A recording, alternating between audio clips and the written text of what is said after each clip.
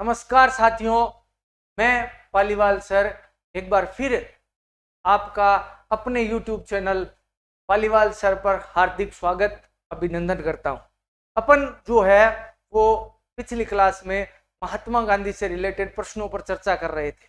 आज उस कड़ी को आगे बढ़ाते हुए तो बाकी अपने जो प्रश्न बचे हुए हैं उन पर चर्चा करेंगे। तो मैं ज़्यादा समय नहीं लेते हुए सीधे प्रश्नों पर चलता हूं। आप ज़्यादा से ज़्यादा सेशन को शेयर कर दें, लाइक और सब्सक्राइब जो है वो चैनल को करें। जो चैनल पर नए हैं वो निश्चित तौर पर चैनल को सब्सक्राइब करें। तो बात करते हैं, आगे बढ़ते हैं प्रश्न की ओर।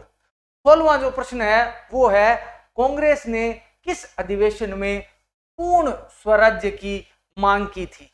तो प्रश्न है, कांग्रेस ने किस अधिवेशन में पूर्ण स्वराज्य की मांग की थी? इसका आंसर है लाहौर अधिवेशन। लाहौर जो अधिवेशन हुआ था उसमें कांग्रेस ने पूर्ण स्वराज्य की मांग की थी। लाहौर अधिवेशन 1929 ईस्वी में कांग्रेस का अधिवेशन हुआ था, जिसकी अध्यक्षता पंडित जवाहरलाल नेहरू ने की थी। और इस अधिवेशन में यह तय हुआ था कि अब भारत जो है वो पूर्ण स्वराज्य प्राप्त करेगा। और साथ ही यह तय किया गया था कि अगले महीने की यानी जनवरी के अंतिम रविवार को जो है वो स्वराज्य दिवस के रूप में मनाया जाएगा। और यही कारण था कि 26 जनवरी 1930 को जो है वो पूर्ण स्वराज्य दिवस के रूप में मनाया गया। तो दिसंबर 1929 में पंडित नेहरू की अध्यक्षता, ये पंडित नेहरू जवाहरलाल नेहरू है, दिसंबर 1929 में पंडित नेहरू की अध्यक्षता में कांग्रेस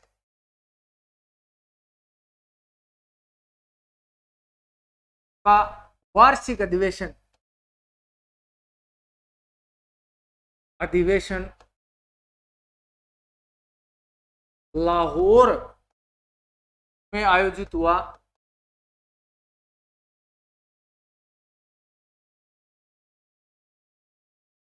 जिसमें पूर्ण स्वराज्य प्रस्ताव पारित किया गया।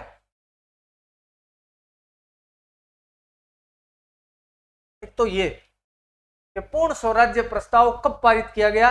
लाहौर में। दूसरी बात, 26 जनवरी 1930 को स्वराज्य दिवस के रूप में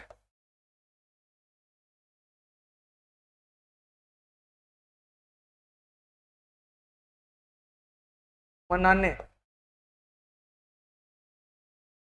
का निर्णय लिया गया। तो 26 जनवरी 1930 को स्वराज्य दिवस के रूप में मनाने का निर्णय लिया गया और 1929 के लाहौर अधिवेशन में पूर्ण स्वराज्य प्रस्ताव पारित किया गया। इस ऐतिहासिक सम्मेलन की अध्यक्षता पंडित जवाहरलाल नेहरू ने की थी। बहुत फेमस है, प्रश्न भी इससे पूछा जाता है, लाहौर अधिवेशन। तो आगे चलते हैं अगले प्रश्न की ओर। अगला प्रश्न है, नमक यात्रा या कहें तो दांडी यात्रा। दांडी यात्रा या नमक यात्रा में गांधी जी के साथ कितने सहयोगी थे? यानी गांधी जी जब रवाना हुए थे साबरमती से दांडी के लिए, साबरमती से दांडी, साबरमती से दांडी गांधी जी जब गए थे तो गांधी जी के साथ जो सहयोगी चल रहे थे उनकी संख्या थी 78, यानी 78 सहयोगी जो है वो गांधी जी के साथ गए थे। तय विनय अवज्ञा आंदोलन इसी नमक यात्रा के साथ शुरू हुआ था। इसी दांडी यात्रा के साथ, इसी दांडी यात्रा की शुरुआत के साथ सविनय अवज्ञा आंदोलन प्रारंभ हुआ। तो यह जो दांडी यात्रा थी, इसी के साथ सविनय अवज्ञा आंदोलन शुरू हुआ था। ये जो सविनय अवज्ञा आंदोलन की दांडी यात्रा है, ये 12 मार्च 1930 को शुरू हुई थी। ये यात्रा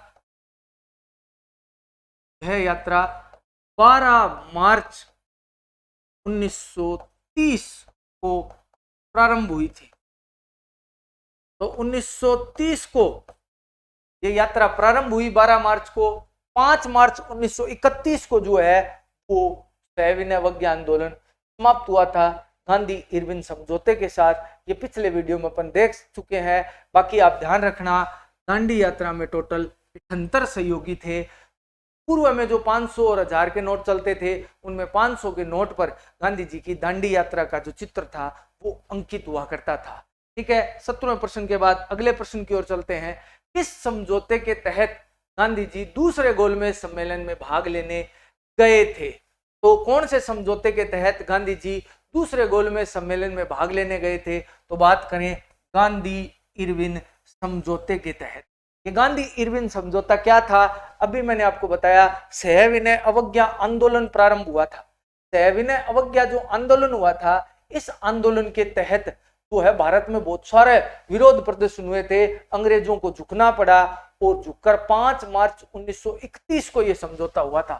5 मार्च 1931 को यह समझौता हुआ।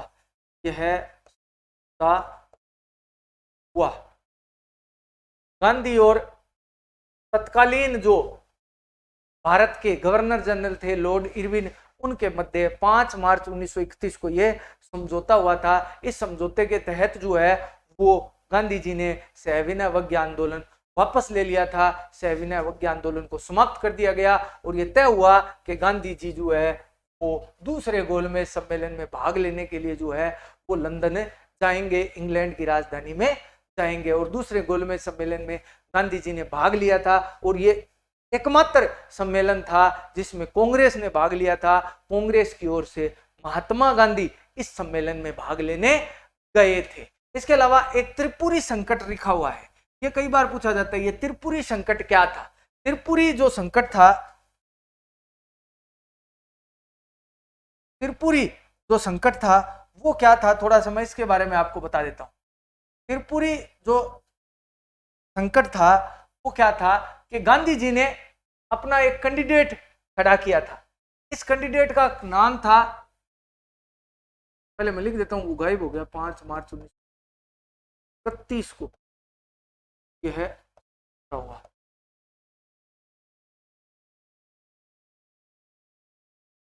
अब त्रिपुरी संकट क्या था? ये बात 1939 की है। 1939 में कांग्रेस के अध्यक्ष पद के चुनाव आयोजित हुए, जिसमें गांधी जी ने जो है वो अपना कैंडिडेट खड़ा किया पट्टाभी सीतारामैया को।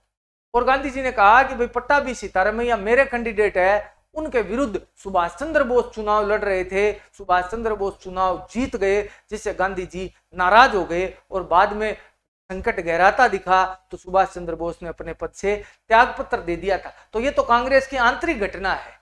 पूना पैक्ट के बारे में आगे प्रश्न आएगा, वहां अपन चर्चा करेंगे। नेक्स्ट प्रश्न की ओर चलते हैं, बात करते हैं भारतीय वाणिज्य एवं उद्योग परिसंघ फिक्की की जो स्थापना है वो कब हुई थी? तो प्रश्न ये उठता है कि उद्योग एवं वाणिज्य संघ फिक्की की स्थापना जो है वो कब हुई थी, उस पर अपन चर्चा कर लेते हैं। प्रश्न नंबर 19 नंबर जो प्रश्न है उसका जो आंसर है वो है 1927 में। उद्योग एवं वाणिज्य संघ की स्थापना, फिक्की की स्थापना जो है वो 1927 में हुई थी। उद्योग से संबंधित ये जो है वो एक संघ बना था भारत में, जिसकी स्थापना 1927 में हुई थी। आगे चलते हैं, 10वीं क्लास में ये प्रश्न है तो सामाजिक सेकंड लेवल वालों के लिए बहुत महत्वपूर्ण प्रश्न है, निश्चित तौर से पूछा जा सकता है। अर्थशास्त्र भी अपने सिलेबस में है तो पूछा जा सकता है। आगे चलते हैं, दमित वर्ग एसोसिएशन की स्थापना किसने की थी? दमित वर्ग एसोसिएशन की स्थापना किसने की थी? दमित वर्ग एसोसिएशन की स्थापना की बात करूं तो ये 1928 में स्थापित हुआ था और इसे स्थापित करने वाले व्यक्ति थे डॉक्टर बी आर अंबेडकर। 1928 में डॉक्टर बी आर अंबेडकर ने दमित वर्ग एसोसिएशन की स्थापना की थी। आगे चलते हैं 21वें प्रश्न की ओर। पूना पैक्ट किन के मध्य हुआ था? अभी मैंने आपको बताया था कि आगे चलेंगे तो पूना पैक्ट पर निश्चित तौर पर चर्चा करेंगे।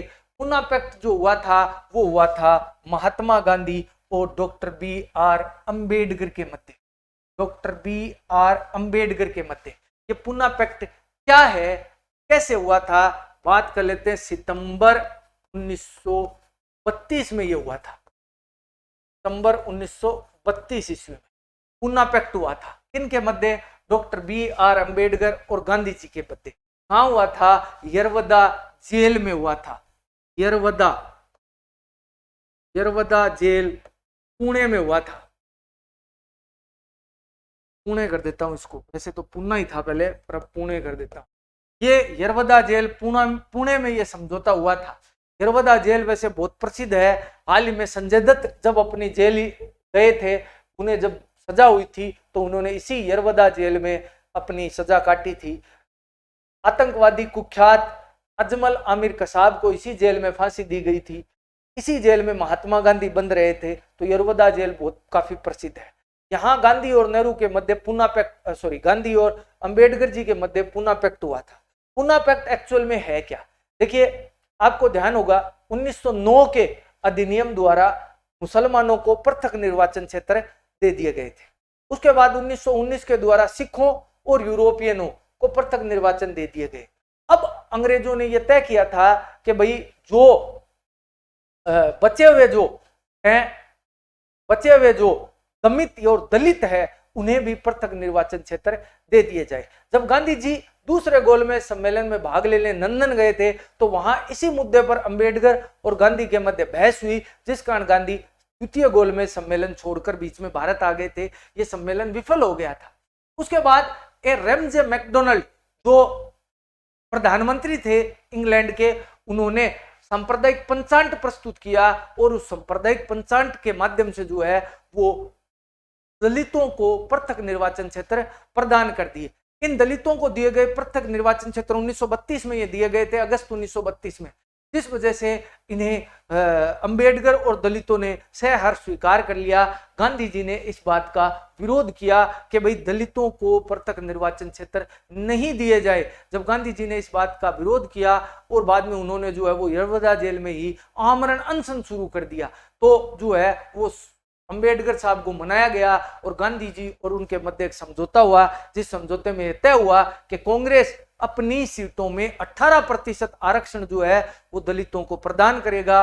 और बाद में जो है ये पूना पैक्ट हुआ था। प्रश्न पूछा जाता यही है कि पूना पैक्ट किन के मध्य हुआ था?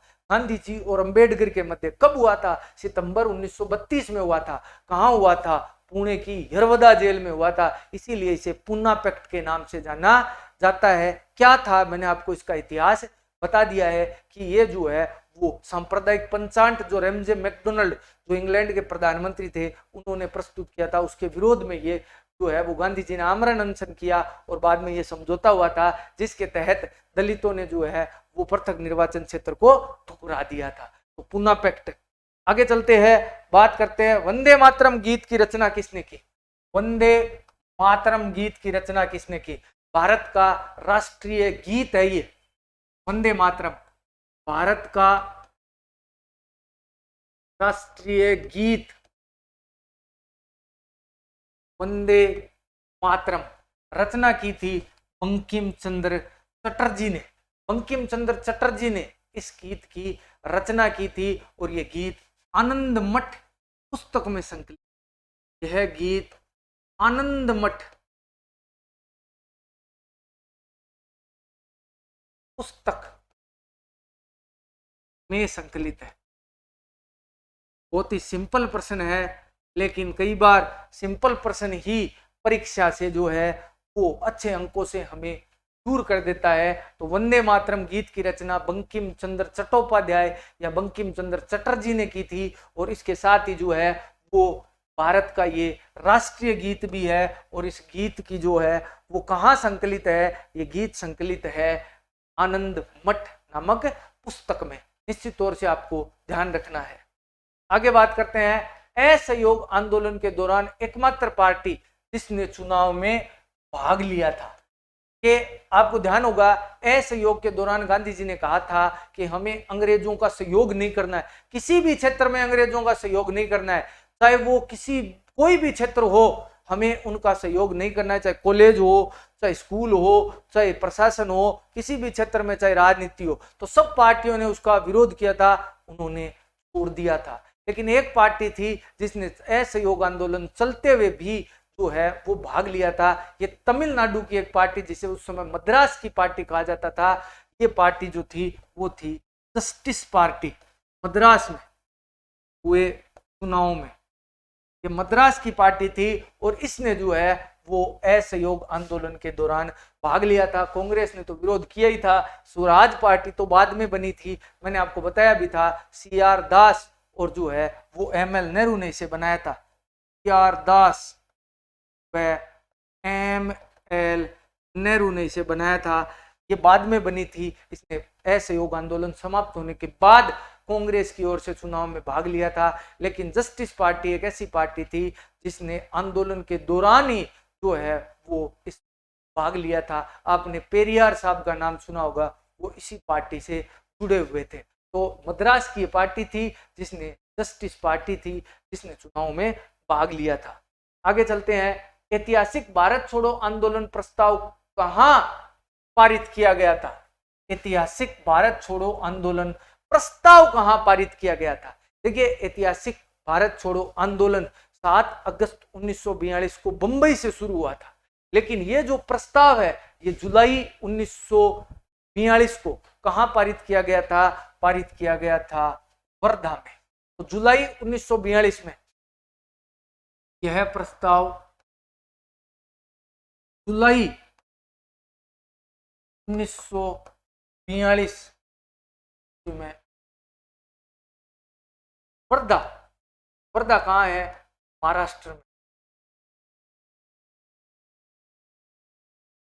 पारित किया गया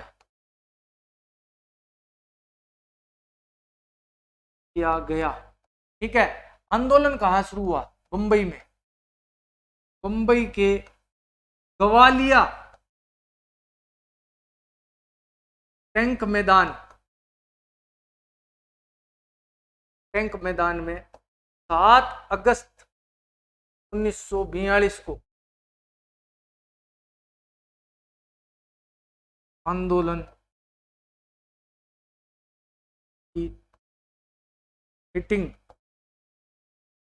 आयोजित हुई। इसकी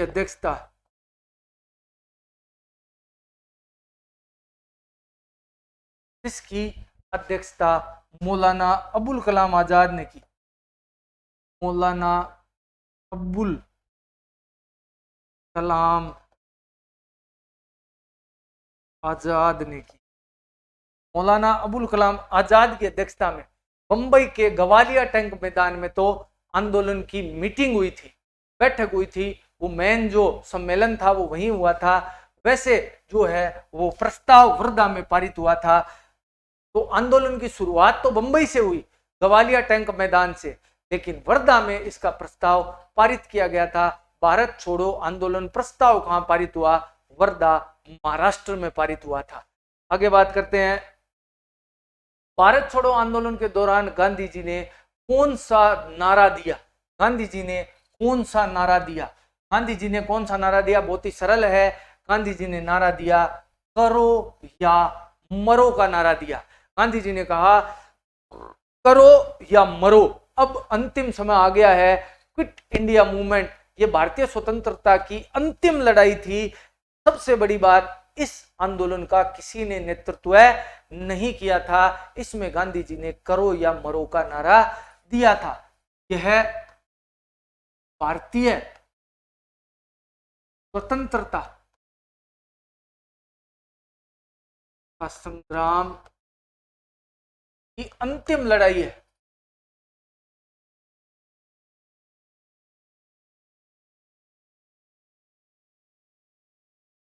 पहली बात तो अंतिम लड़ाई थी। दूसरा, इस जो भारत छोड़ो आंदोलन है, इसका नेतृत्व किसने किया? ये भारत की स्वतंत्रता का संग्राम का एकमात्र ऐसा आंदोलन है जिसका नेतृत्व किसी ने नहीं किया, सबको जेल में डाल दिया गया था। इस आंदोलन का कोई नेता नहीं था, कोई नेता नहीं था। जिसको जैसे लगा वैसे ही जो है वो जनता ने आंदोलन में भाग लिया था। तो बिना नेता का ये आंदोलन था। ये करो या मरो का नारा इसमें गांधी जी ने दिया था। मरो नहीं मारो का नारा किसने दिया था? लाल बहादुर शास्त्री ने। लाल बहादुर शास्त्री ने यह नारा दिया।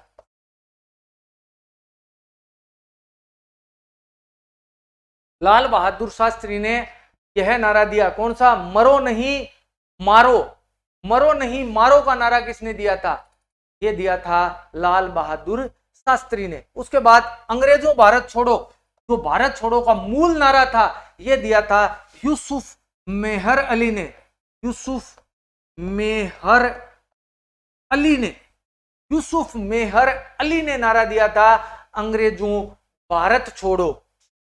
यूसुफ मेहर अली ने यह नारा दिया। एक और बात, लाल बहादुर शास्त्री ने एक बाद में आगे चलकर नारा दिया था जब वो भारत के प्रधानमंत्री बने थे, जय जवान जय किसान। जय जवान जय किसान का नारा भी लाल बहादुर शास्त्री जी ने ही दिया था। लाल बहादुर शास्त्री ने ये नारा दिया था, मरो नहीं मारो। और बाद में इन्होंने नारा दिया था जय जवान जय किसान का। अंग्रेजों भारत छोड़ो ये नारा दिया था यूसुफ मेहर अली ने। दिल्ली चलो ये गांधी जी ने नारा दिया था, लेकिन ये व्यक्तिगत सत्याग्रह के समय ये नारा दिया था दिल्ली चलो। व्यक्तिगत सत्याग्रह हुआ था जिसमें प्रत्येक एक एक व्यक्ति को जो है वो सत्याग्रही के रूप में गांधी जी ने नियुक्त किया था। पहले व्यक्तिगत जो सत्याग्रही थे वो विनोबा भावे थे। विनोबा भावे प्रथम व्यक्तिगत सत्याग्रही थे और दूसरे व्यक्तिगत सत्याग्रही थे पंडित जवाहरलाल नेहरू। नेहरू जी दूसरे व्यक्तिगत सत्याग्रही थे, नेहरू जी पहले व्यक्तिगत सत्याग्रही थे। 1940 के आसपास ये आंदोलन शुरू हुआ था। इसमें दौरान दिल्ली चलो आंदोलन भी इसे कहा जाता है। तो भारत छोड़ो के दौरान गांधी जी ने करो या मरो का नारा दिया। बाकी मैंने आपके सामने लिख ही दिया। यूसुफ मेहर अली का नाम जरूर ध्यान रखना, जिन्होंने अंग्रेजों भारत छोड़ो का नारा दिया था। आगे चलते हैं। ये किसने कहा था? हम बम और बंदूक की उपासना नहीं करते बल्कि समाज में क्रांति चाहते हैं। ये किसने कहा था? ये कहा था महान क्रांतिकारी, सबके आदर्श कहे जाने वाले क्रांतिकारी भगत सिंह ने।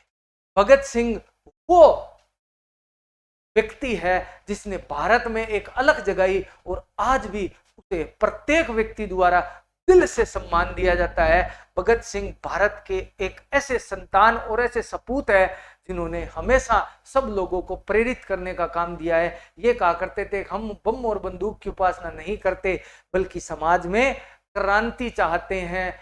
ये थे भगत सिंह।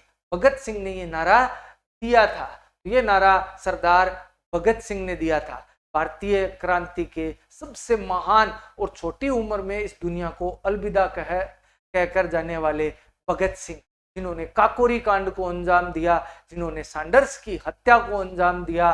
तो इस प्रकार जो है वो उन्होंने अपने गुरु आदर्श लाला लाजपत राय की जो है वो मृत्यु का बदला लिया था। लाला लाजपत राय को शेरे पंजाब कहा जाता था। मैंने आपको साइमन कमीशन में बताया था कि लाठियां लगने से उनकी मृत्यु हो गई थी। उनको बचाने के लिए ही भगत सिंह ने जो है वो उनके मौत का बदला लेने के लिए ही भगत सिंह ने सैंडर्स की हत्या की थी। और बाद में उन्होंने असेंबली में बम फेंके, वहां से भागे नहीं, इनकलाब जिंदाबाद के नारे लगाए, गिरफ्तार कर लिया गया और 23 मार्च 1931 को इन्हें फांसी पर चढ़ा दिया गया। वो भगत सिंह कहा करते थे कि हम बंदूक और बम की उपासना नहीं करते बल्कि समाज में क्रांति चाहते हैं।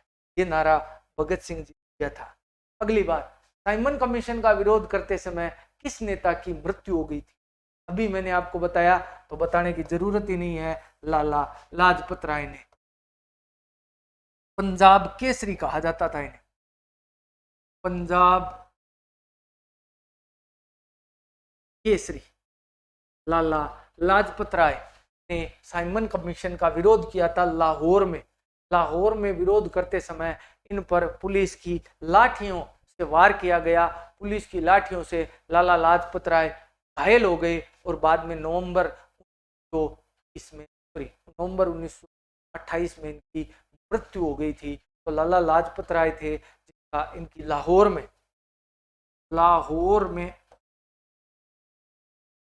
विरोध करते समय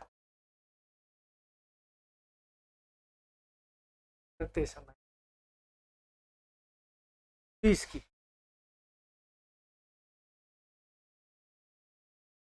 लाठी चार्ज में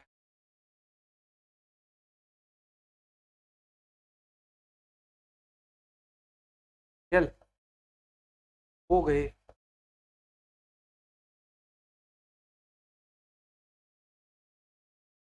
और बाद में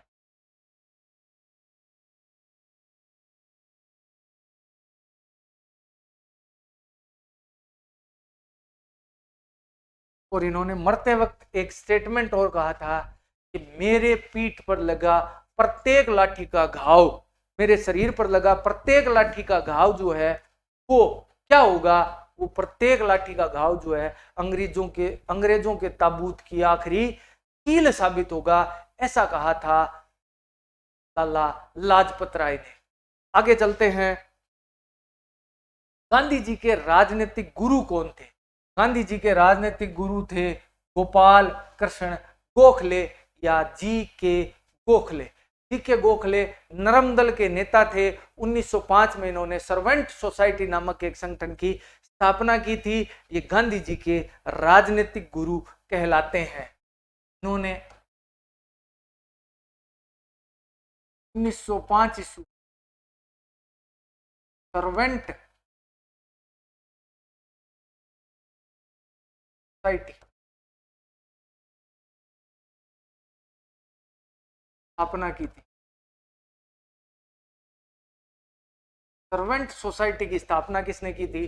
लाला लाजपत राय गोपाल कृष्ण गोखले ने की थी। नरम दल के नेता थे। चित्तरंजन दास की बात करूं तो ये सुभाष चंद्र बोस के गुरु थे। यह सुभाष चंद्र बोस के राजनीतिक गुरु थे,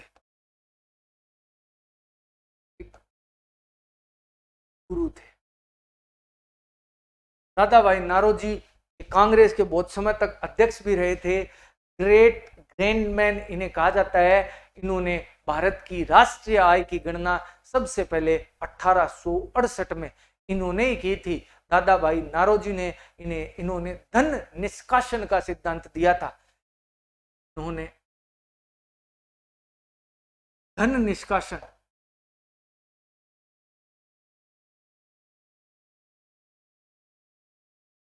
का सिद्धांत दिया। ये धन निष्कासन का सिद्धांत क्या है कि अंग्रेज जो है भारत से अपना धन, भारत का धन भर भर के इंग्लैंड ले जा रहे हैं। ये सबसे पहले धन निष्कासन का सिद्धांत जिस व्यक्ति ने दिया था वो दादा भाई नारोजी थे।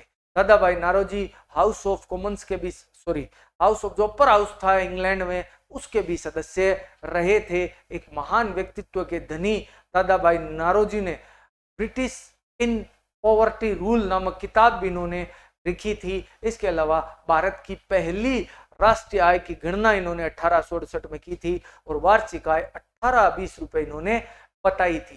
फिरोज शाह मेहता भी एक जो है लीडर थे कांग्रेस की, नरम दल सेगमेंट से या वो आते थे, लेकिन गांधी जी के राजनीतिक गुरु थे गोपाल कृष्ण गोखले या जीके गोखले। आगे चलते हैं, भारत की किस जनगणना में जनसंख्या बढ़ने की बजाय घट गई? देखिए, भारत में आज तक जितनी भी जनगणना हुई है उन सब जनगणनाओं में जनसंख्या बढ़ी है, कभी नहीं घटी। एक जनगणना को छोड़ दिया जाए तो वो एक जनगणना जो है वो 1921 की जनगणना है। भारत में 1911 से 1921 के मध्य का जो दशक है उसमें अंग्रेजों का ही राज था और भयंकर रूप से जो है वो प्लेग फैला। एक बहुत भयंकर बीमारी आई थी उस समय भारत में या विश्व में, जिसे अपन स्पेनिश फ्लू के नाम से जानते हैं। जैसे हाल ही में कोरोना आई थी उसी प्रकार ये एक संक्रमित बीमारी थी जिस वजह से बहुत सारे लोग मारे गए थे। और अब तो भारत में खुद की सरकार है फिर भी इतने लोगों की मृत्यु हो गई। उस समय तो अंग्रेजों की सरकार थी जो कुछ भी करने के लिए तैयार नहीं थी। तो भारत की जो जनसंख्या घटने की बजाय बढ़ने की बजाय घट गई, जनसंख्या में कमी आ गई थी। भारत का एकमात्र जनगणना, देखिए भारत में जनगणना जो है वो 1872 में शुरू हुई। उसके बाद सही रूप से जो पहली जनगणना हुई वो 1881 में हुई। अंतिम जनगणना वर्तमान में 2011 में हुई थी। 2021 में जनगणना होनी थी लेकिन मोटा मोटी जो है वो कोरोना के कारण इसे टाल दिया गया। अब गवर्नमेंट कब करवाती है वो आगे की बात है। बाकी 2021 में जनगणना प्रस्तावित थी लेकिन कोरोना के कारण ये हो नहीं पाई थी। तो आप जरूर ध्यान रखें कि 1872 में जनगणना की शुरुआत हुई थी। भारत में पहली जनगणना